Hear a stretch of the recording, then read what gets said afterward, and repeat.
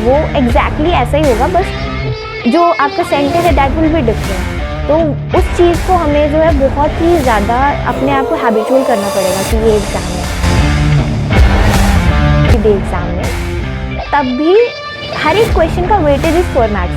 अगर कोई एक मैथमेटिकल रीजनिंग का क्वेश्चन आ रहा है उसका भी 4 मार्क्स है, और एक इंटीग्रेशन का क्वेश्चन है तो दैट इज वो बहुत अच्छे लेवल का आपको कॉन्फिडेंस देता है। और कभी कभी ऐसे डेज भी होते थे जब वो टिक नहीं लगते थे, तो नेक्स्ट डे पे वो शिफ्ट हो जाते थे। तो मोटिवेशन राइट एंड ऊपर नीचे हो, लेकिन मैंने उस टाइम पे जो एक तो मैंने PW के मॉड्यूल्स लिए हुए थे जहाँ पे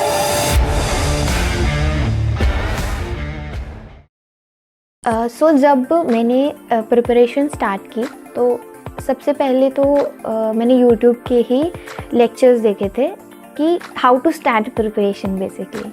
ऑफ कोर्स 12th के basics and everything was very clear to me कि क्या रहता है, लेकिन जेईई प्रिपरेशन स्टार्ट कैसे करनी है। एज इन सबसे पहले मुझे पता लगा ठीक है सिलेबस है, सिलेबस आपको पता है चलना चाहिए, कौन सा रेलेवेंट टॉपिक्स हैं कौन से इररिलेवेंट टॉपिक्स हैं, कौन एग्ज़ाम के पॉइंट ऑफ व्यू से आते हैं कौन से नहीं आते हैं, तो वो चीज़ पहले क्लियर आउट की।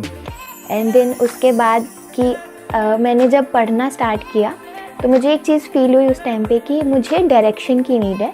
प्रिपरेशन ओके है कि सब कुछ ओके आता है, लेकिन अगर हमें एक एग्ज़ाम को एस करना है, एक एग्ज़ाम में अच्छा परफॉर्म करना है, तो I felt at that moment कि मुझे एक डायरेक्शन की नीड है। तो दैट्स वाई मैंने एक क्रैश कोर्स ज्वाइन किया।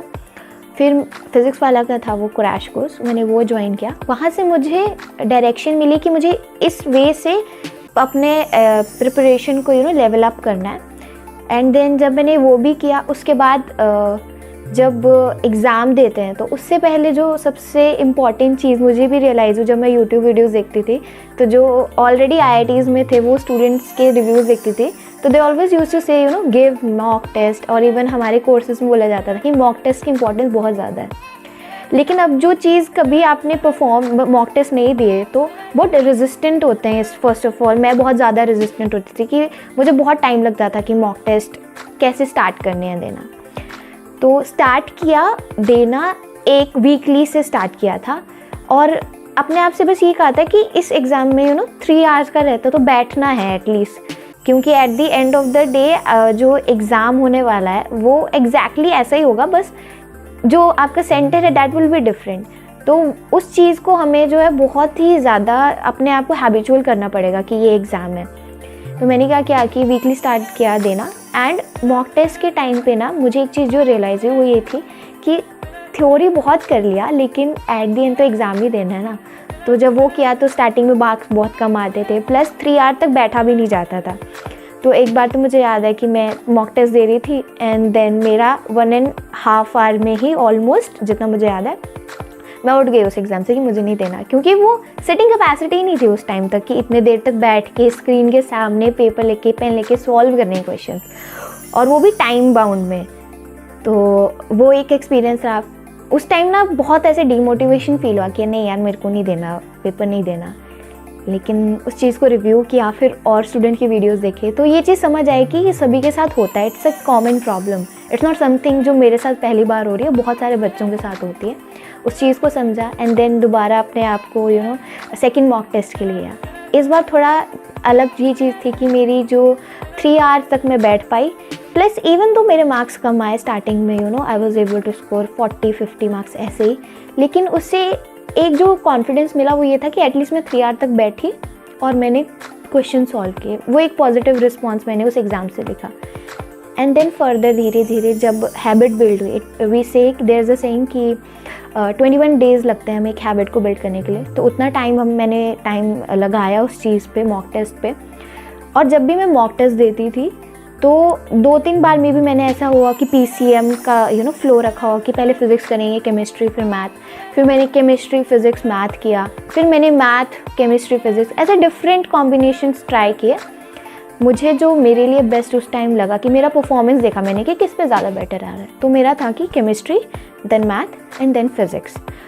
But at the end of the exam में हमें ना एकदम स्टक नहीं हो जाना है कि अगर मेरे मॉक टेस्ट में इस सीक्वेंस में बहुत अच्छे मार्क्स आ रहे थे, ऐसा हो सकता है कि आपका जो and of the day exam होगा उसमें ऐसा पॉसिबल होता है कि मे बी उस दिन फिज़िक्स का पेपर टफ आ गया या फिर मैथमेटिक्स का टफ आ गया, तो वो ईगो पे नहीं लेना कि मैं तो इसी वे से प्रिपेयर करता हूँ, इसी में बेस्ट स्कोर आता है तो मैं इसी वे से करूँगा। नहीं, अगर आपको लगता है कि वो सिचुएशन डिमांड कर रही है आपको सीक्वेंस चेंज करने में, तो उस चीज़ को भी अडेप्ट करना आई थिंक मेरे लिए बहुत अच्छा टाइम रहा था, क्योंकि एक शिफ्ट में मेरा मैथमेटिक्स का पेपर बहुत टफ आ गया था, तो उस सिर से स्विच कर जाना है, क्योंकि हर एक क्वेश्चन का जो वेटेज है दैट इज़ 4 मार्क्स।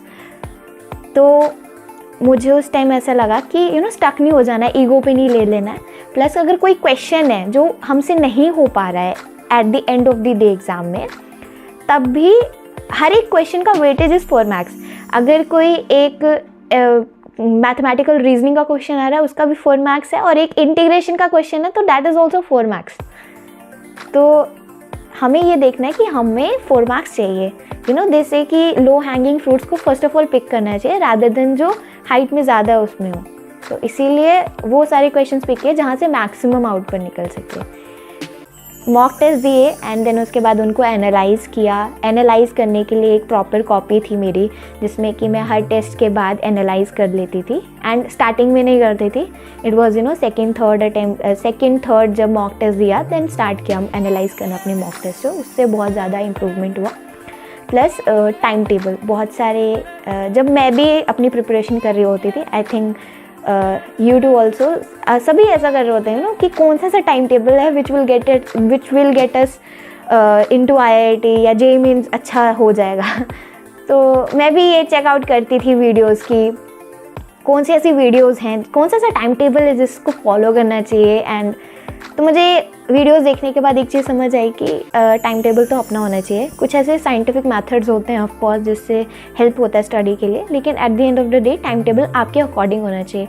हर एक पर्सन का जो स्ट्रेंथ एंड वीकनेस होते हैं वो डिफरेंट होते हैं। तो मेरे लिए जो एक बहुत अच्छी चीज़ मेरे को भी उस टाइम पे हेल्प करती थी वो ये थी, मैंने स्टार्ट कर दी थी कुछ ऐसी सेल्फ हेल्प ग्रोथ बुक्स पढ़ना। उसकी वजह से क्या हुआ कि मैंने अपना शेड्यूल जो होता था मैं एक दिन पहले ही बना लेती थी।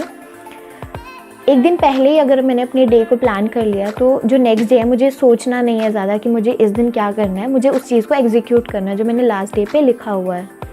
तो मैं वही चीज़ करती थी और नॉट एवरी टाइम 100% फुलफिल हो, ऐसे होता नहीं था कि 100% ही वो चीज़ को मैं अचीव कर पा रही हूँ, बट अगर इवन इफ 70 to 80% मैं उसको कंप्लीट कर पा रही हूँ और जब वो टिक लगते हैं ना अगले दिन आप लगाते, वो जो सेटिस्फैक्शन होता है वो बहुत अच्छे लेवल का आपको कॉन्फिडेंस देता है। और कभी कभी ऐसे डेज भी होते थे जब वो टिक नहीं लगते थे तो नेक्स्ट डे पे वो शिफ्ट हो जाते थे। तो मोटिवेशन राइट एंड ऊपर नीचे होता रहता है कि आज का परफॉर्मेंस में भी बहुत अच्छा होगा, बट कुछ ऐसे डेज होंगे हमारी प्रिपरेशन में जो बहुत लो होंगे। तो हर एक सिचुएशन को हमें डील करना सीखना है इस जर्नी में। And trust me, even if you are not able to get good ranks या फिर not able to get into best IITs और NITs, जो आप इस जर्नी में सीखोगे ना वो लाइफ लॉन्ग स्टे करता है। मेरे साथ मैंने बहुत सारी ऐसी चीज़ें हैं जो इस JEE प्रिपरेशन के टाइम पे सीखी थी, जैसे रीडिंग करना। तो जब एग्ज़ाम होता था तो मुझे जो सबसे ज़्यादा प्रॉब्लम वो आती थी कि मैं टाइम में कवर नहीं कर पाती थी, क्वेश्चन ज़्यादा नहीं कर पाती थी। उसकी वजह से तो मैंने स्टार्ट किया रीडिंग, तो मेरी रीडिंग स्पीड बढ़ी। उसकी वजह से क्वेश्चंस को समझने में बहुत आसानी होती थी, प्लस MCQs को सॉल्व करने में भी बहुत इजी हो जाता था। सो फर्स्ट ऑफ ऑल कि कोई भी क्लास में ना 100 स्टूडेंट्स हैं मान लो पढ़ रहे होते हैं, there are always 1 to 2 students जो कि उनके अच्छे मार्क्स आते हैं और कुछ के नॉर्मल आते हैं, कुछ के बिलो एवरेज आते हैं। तो वो टीचर की कमी नहीं होती, it always on the students. Of course teacher plays a role, लेकिन at the end of the day students effort कर रहे होते हैं, एक्स्ट्रा एफर्ट उनकी तरफ से रहता है, प्लस टीचर्स तो इक्वली पढ़ा रहे हैं ना सभी को। तो फिज़िक्स वाला में भी सेम यही चीज़ है कि वो पढ़ाते बहुत सारे स्टूडेंट्स को है, लेकिन उधर से जो रैंक्स निकलती हैं, स्टूडेंट्स निकलते हैं, वो कुछ लिमिटेड होते हैं। तो मेरे को जब मैंने बैच लिया था, तो coming to the your question कि टीचर का जो वे होता है ना पढ़ाने का, a teacher can make you fall in love in with that subject जो जिस वे से वो पढ़ा रहे हैं। एक टीचर जिस वे से पढ़ाता है वो बहुत इम्पॉर्टेंट होता है आई थिंक किसी सब्जेक्ट को इंटरेस्टिंग बनाने के लिए। तो मेरे बैच में सर्वेश सर थे, पंकज सर थे जो केमिस्ट्री पढ़ाते थे, एंड मैथ के टीचर्स थे। तो जो टीचर्स थे मुझे उनसे काफ़ी अच्छा कनेक्ट फील होता था, मुझे बहुत अच्छे से उनसे समझ आता था, मुझे कंटेंट वाइज बहुत अच्छा लगा और मैं उनके मॉक टेस्ट भी दिया करती थी। प्लस ज़्यादा मैं मॉक टेस्ट दिया करती थी एनटीए की जो ऐप थी उस टाइम पे, उधर से मैं देती थी। प्लस एनटीए अभ्यास जो कोविड के टाइम पे उन्होंने लॉन्च किया था, उसमें ढेर सारे पेपर्स होते थे, बट आई थिंक कुछ ऐसे उसमें जो क्वेश्चंस होते थे वो कुछ तो बहुत अलग होते थे, कुछ बहुत ईजिली सॉल्व हो जाते थे। और बहुत अच्छा सोर्स जो क्वेश्चन सॉल्व करने का लगता है मुझे वो है प्रीवियस ईयर क्वेश्चंस।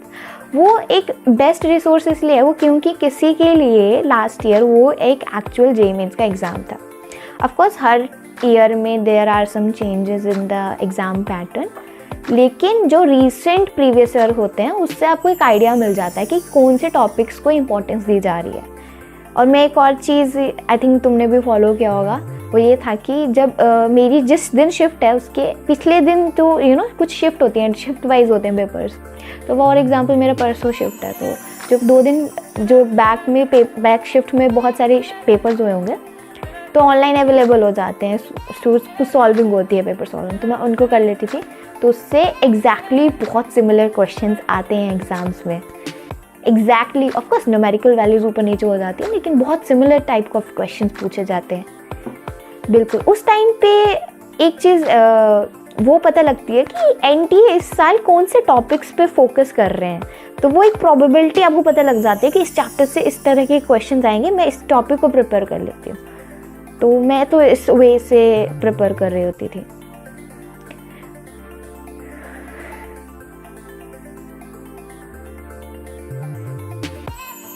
बिल्कुल। और लास्ट आई वुड से अभी तो बहुत सारे question there are lot of website जहाँ पे प्रीवियस ईयर क्वेश्चन मिल जाते हैं, लेकिन मैंने उस टाइम पे जो एक तो मैंने पीडब्ल्यू के मॉड्यूल्स लिए हुए थे जहाँ पे कंटेंट बहुत शॉर्ट फॉर्म में दिया होता था, एज इन चैप्टर्स दिए होते थे, and then of course question होते थे।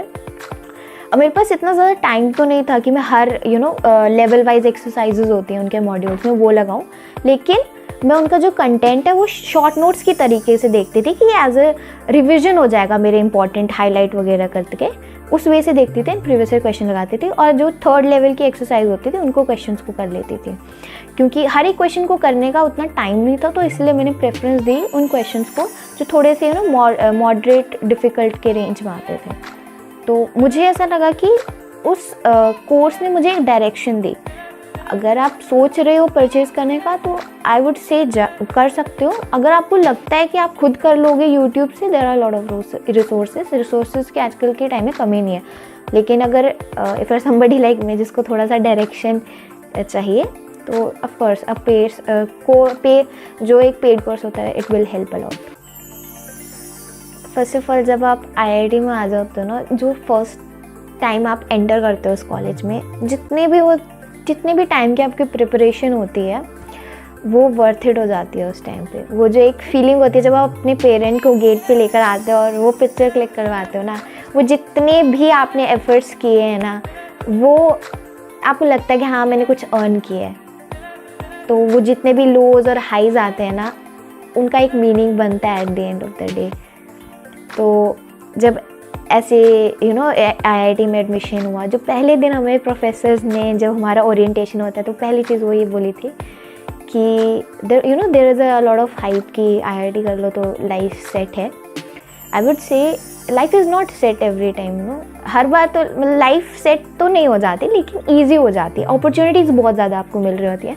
तो हमारे प्रोफेसर ने बोला कि ऐसा मत समझो कि आईआईटी हो गया तो लाइफ सेट है, यहाँ पे भी आपको मेहनत करनी है। और फिर उसके बाद हमें डिमोटिवेशन मिल गया कि यार अब तो आईआईटी भी कर लिया, बट स्टिल अभी भी मेहनत करनी है। तो एक रॉन्ग परसेप्शन है बिफोर कमिंग टू आईआईटी, जो शायद गेस गलत लगता है मुझे कि आईआईटी कर लो तो आईआईटी बहुत ज़्यादा हाइप है। वेयर इज़ एक अलग पर्सपेक्टिव इसका ये हो सकता है कि IIT इज़ समथिंग अकेडमिक्स के साथ साथ आपको it gives you a lot of whole personality develop होती है आपकी। तो जब हम कॉलेज में आए तो हमारे क्लब्स होते हैं। अब क्लब ये वो वाला क्लब नहीं है, क्लब मतलब कि सोसाइटीज़ होती हैं कॉलेज में, जहाँ पे डांस की होती हैं, म्यूज़िक की होती हैं, फोटोग्राफी की होती हैं, ड्रामेटिक्स क्लब होते हैं। तो वैसे ही हमारे कॉलेज में भी बहुत सारे क्लब्स हैं, dance, photography, music, everything, poetry clubs हैं। तो ये सभी क्लब्स हैं, स्पोर्ट्स के क्लब्स हैं। तो इन सभी का ओरिएंटेशन होता है, आपको इंट्रोडक्शन दिया जाता है हर एक क्लब के बारे में, और जिसमें भी आपको इंटरेस्ट लगता है आप उसमें क्लब मेंबर बन सकते हो। तो इस वजह से रहता है। प्लस क्योंकि हमारी जो IIT रोपड़ है उसके बारे में इतनी ज़्यादा इन्फॉर्मेशन नहीं है यूट्यूब पे। ऑफ कोर्स अभी आई वुड से काफ़ी हद तक आ गई है इन्फॉर्मेशन की कल्चरल लाइफ कैसा है, बट जब मैं आई थी तो तब बहुत कम था, ऑलमोस्ट नहीं था, कि हमें पता ही नहीं होता था कि इस कॉलेज में कुछ हो भी रहा है या नहीं। तो बट लेकिन since I am in 3rd year, तो 2 साल हो गए हैं, तो कॉलेज में बहुत सारे एक्टिविटीज़ होती हैं, इंटरनेशनल टॉक्स हो रही होती हैं। अगर किसी स्टूडेंट को फर्दर रिसर्च में जाना है, फर्दर हायर स्टडीज़ में जाना है, तो बहुत अच्छी अपॉर्चुनिटीज़ आती हैं, आपको नेटवर्किंग करने का मौका मिल रहा होता है। जितने भी आपके एलुमनाई हैं वो बेस्ट कंपनीज़ में रहते हैं, और जो आई गेस हर एक IIT में, ओल्ड IITs में भी कंपनीज़ आ रही हैं, वो सेम हमारे कॉलेज में भी आ रही हैं। तो इस वजह से तो नहीं देखना चाहिए कि प्लेसमेंट के प्लेसमेंट के पर्सपेक्टिव से अगर देखो तो if you are in circuital branches तो बहुत ज़्यादा आपको अपॉर्चुनिटीज़ आ रही होती है। ऑफकोर्स अगर आप नॉन सर्किटल ब्रांचेस में हो तो थोड़ा ऊपर नीचे हो सकता है, लेकिन प्लेसमेंट हमारे कॉलेज के बहुत अच्छे हैं। और जो एक्टिविटीज़, फेस्टिवल्स होते हैं वो बहुत अच्छे से सेलिब्रेट किए जाते हैं। अभी रिसेंटली डांडिया नाइट हुई थी, तो वो बहुत ऐसे डिफरेंट जब भी फेस्टिवल्स आते हैं तो खूब अच्छे से सेलिब्रेट होते हैं।